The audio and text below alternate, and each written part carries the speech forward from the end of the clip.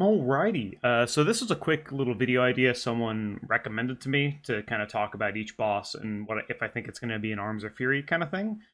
Obviously, this is going to be very much my own opinion and subjective, with just kind of how I've seen them. I did not do any PTR testing, so I'm not aware of what changes have occurred with that.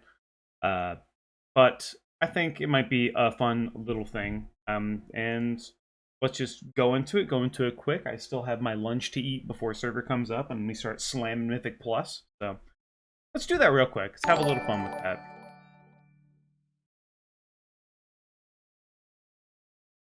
That was weird. I'm actually subbed when I'm offline.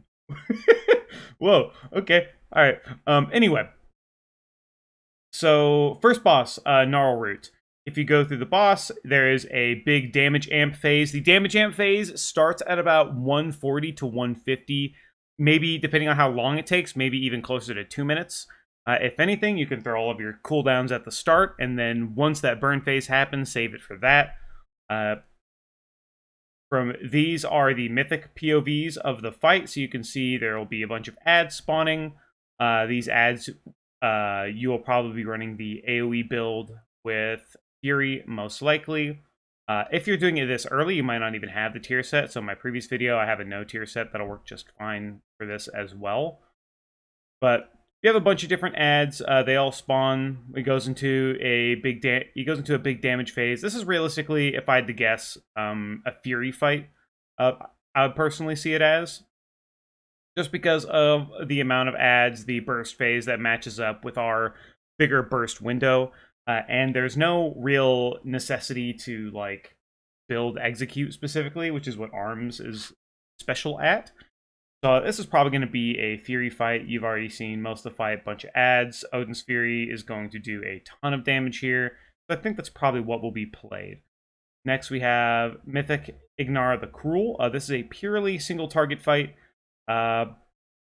This can honestly, it probably doesn't really matter either way. The boss doesn't have like a specific execute phase, so it's not necessary that you're going to want to build specifically around execute, but instead throughput for the rest of the fight.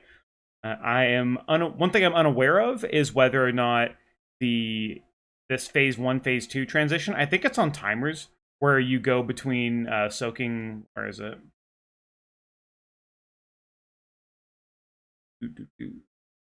Yeah, so it might be, I think it's based on timers where you are soaking these weapons that are in the field, right? Like one's over here, one's over here, one's over here. Because it just pings back and forth between phase 1, phase 2, I'm going to say the overall throughput of the fight matters more than just the execute phase, because I don't really think there's too big of a hard and rage. So this fight is probably going to be, if I had to guess, a Fury fight as well. Now going to Mythic Council of Dreams. This fight is kind of interesting, where it is 3 bosses, so you might, on paper, think Fury. This fight is most likely going to be an Arms fight, more than anything else. Because you're constantly going to be having 2-target cleave. Even the strategy that my guild is going to implement on this fight, even what we're doing is basically the big boy is always going to be by the small boy, right? That's going to be the idea, because the big boy has so much more health. Everybody's going to be cleaving off the big guy. But something that Arms will get in this fight compared to Fury is it's going to have some small amount of funnel. When anything gets below 35%, you're going to be running your single target build and cleaving everything with your sweeping strikes.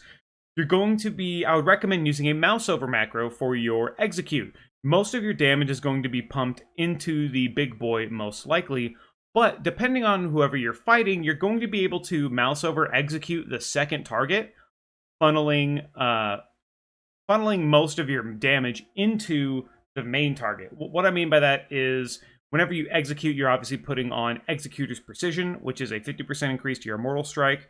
Your Mortal Strike is your primary damage as Arms, and it recently got buffed again as well. So you're essentially going to be cleaving executes off of the smaller ad once it drops below 35%, and then execute and then Mortal Striking the big ad as you're using Sweeping Strike's cleave.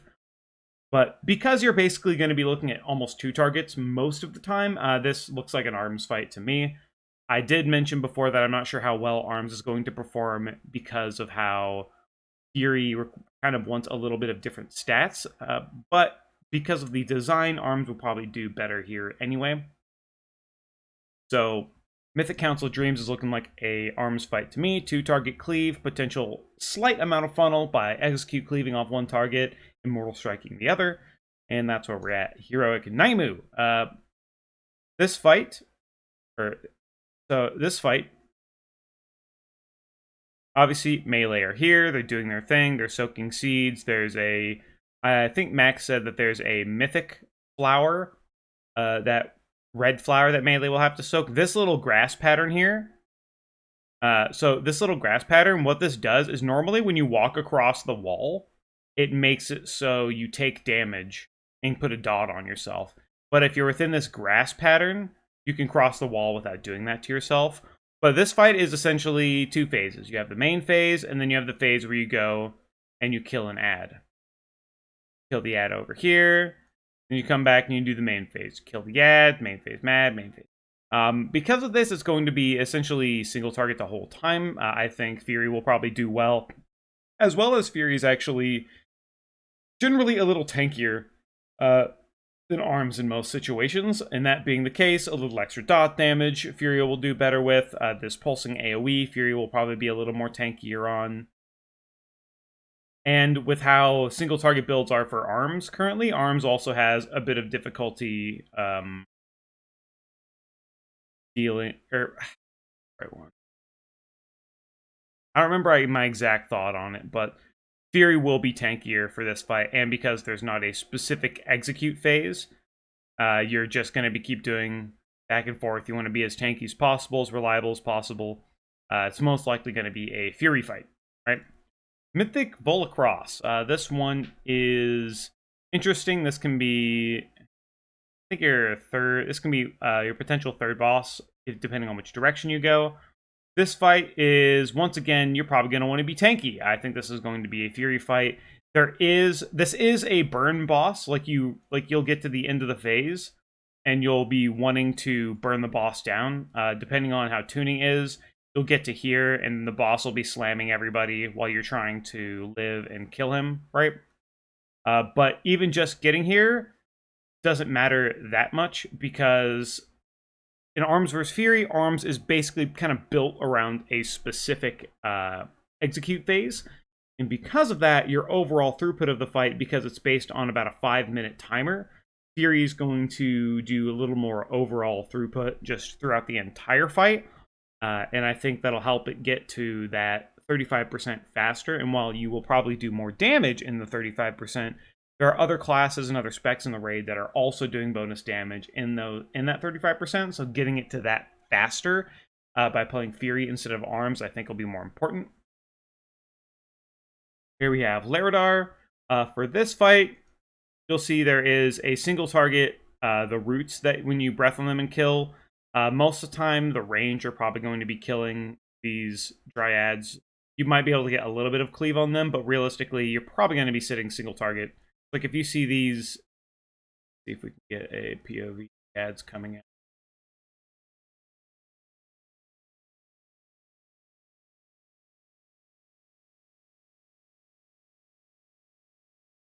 So, okay, the ad's already dead. The ads are dead here, so I wanted to just for a little bit, because I don't really think, especially as melee and where the fire is and where the ads might be coming from. Yeah, okay, so they do get dragged onto the boss here, but you can see they have a decent amount of health. It kind of depends, honestly. I feel like this is probably going to be a Fury fight, just because if you need the ad damage, you can be one of those guys that can do single target and AoE damage, right? So that is good. Whether or not you're going to need to do that, I'm not sure. I'll probably play the Fury Cleave build for this fight just at the start. But that's mainly it. There is this Bramble that you're also potentially wanting to 2-target cleave.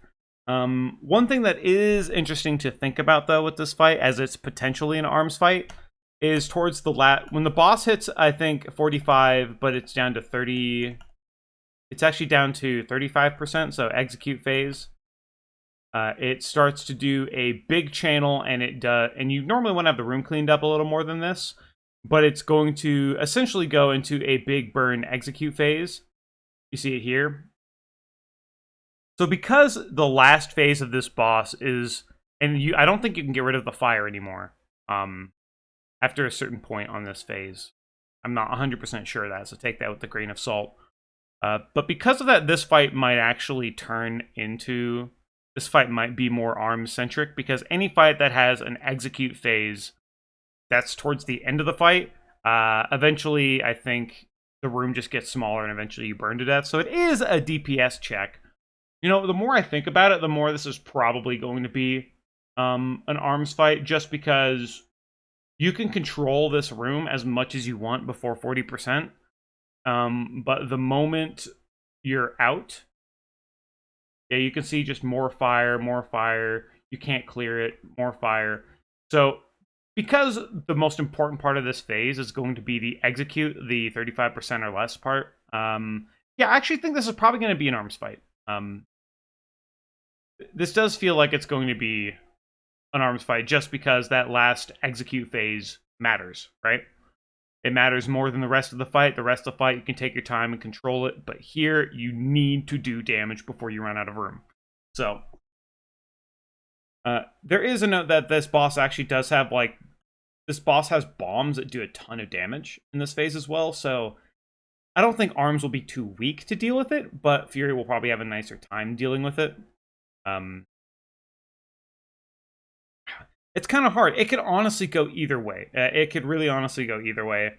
But if I had to, like, if I really had to say if this is going to be arms or Fury, I'm probably going to go with this is going to be a arms fight, just because of this last burn phase, which is the most important part of the fight, right? So we'll go with that for Larador. For Smolderon, Smolderon is the same boss all the way through. And it eventually does this AoE that you see here, but fills the whole room and just will eventually kill you, right? So this fight is more about throughput, area control, positioning, and I think Fury will do a little better here, just because you're going to... Just because there's no specific execute you're looking for. You're looking for overall throughput. The extra tankiness of Fury is going to be nice. Fury, I think, is the luxury of running 30-second heroic leap compared to the 45-second that Arms has to run because of talent constraints due to using Crushing Force and Slam. So Fury's mobility will be a little better on this fight as well. If you're in a raid group where you're using time spirals correctly, that kind of thing, it's probably not going to be a big deal. But because the way I see this fight as not having a specific execute phase, which is where Arms really shows its niche, this is probably going to be a Fury fight, in my opinion. And then the last boss we have here is Sage Swift Tendril. This boss, the one thing I don't know is when does he transition at 80% specifically? Yeah, it looks like, so I think he actually transitions on specific intervals, right? So because of this, there is a ton of AoE in this fight, right? There is a ton of AoE. Like you'll see, like here, right? Everyone's got all of these big vines, you're doing all this damage. This could be a pretty good time for something like... That could be a pretty good time for something like Thunderous Roar, right? It might be good timing for Fury's AoE cleave. But, once again, we're on a fight where, if we're looking at it, right? This fight, while it does have a lot of AoE, the people riding the dragons are going to be doing a lot of burst damage to these vines if they're doing it correctly. And one thing to note is that when you break these vines, you actually summon an ad as well. I don't know if anyone does it, but if you summon an ad, it's just more that you have to deal with. And a lot of Fury's AoE is actually using like Odin's Fury and your Thunderous Roar and stuff like that. But one of the problems with Odin's Fury is you can get out of those roots and break them by using Avatar. But every time we use Odin's Fury, we're popping Avatar. So that means that by default, if we want to do AoE to all of those things, we're going to be fucking breaking our root. And I don't know how bad that ad is, right? If the ad's not a big deal at all, hey man, it might be worth it. But if the ad is a big deal, it's possible that you might be playing this fight as arms instead. The other thing to note is, as you can see, this boss does have multiple phases, right? And once he hits, I believe, 60%? Yeah, so he hits 60%, and then he goes to the last phase, last platform, right? So now that he's in this last phase, this is, once again, a execute. Not a full execute phase, as the boss is going to has a significant amount of health, right?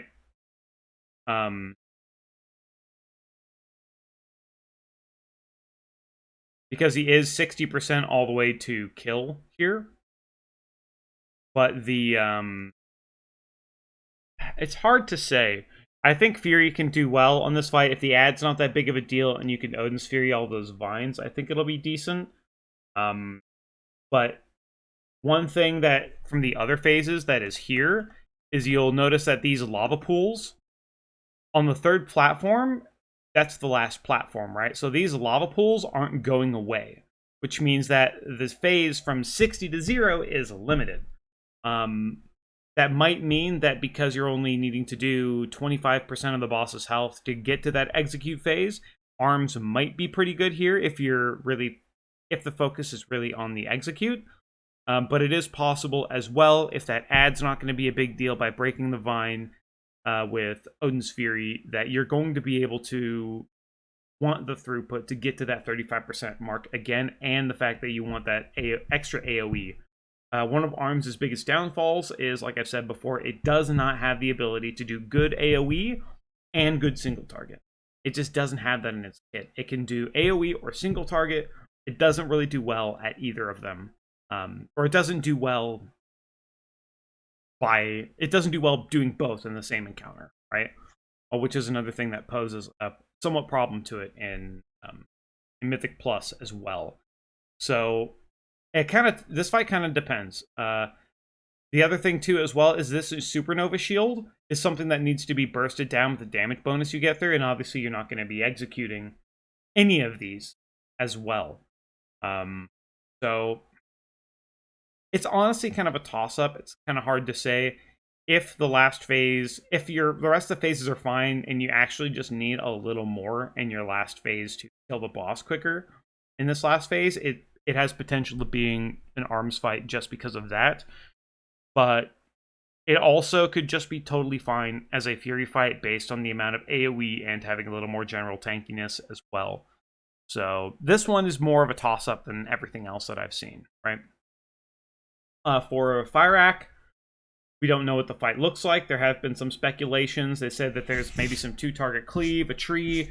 If it's a last boss, it probably has an execute phase. A lot of people are assuming Fyrakk is going to be a arms fight just because it's last boss, execute, 2-target cleave. It just sounds right for it. It sounds right for it in terms of what it might be for an arms fight. But until I actually see the fight, I don't really want to say it's gonna be arms or it's gonna be Fury, because I just simply don't have enough information on what the fight actually looks like. It can say it spawns 2 ads, but what if it spawns the 2 ads, and if you move those 2 ads together, they get a big bonus, and then you can't do that 2-target, right?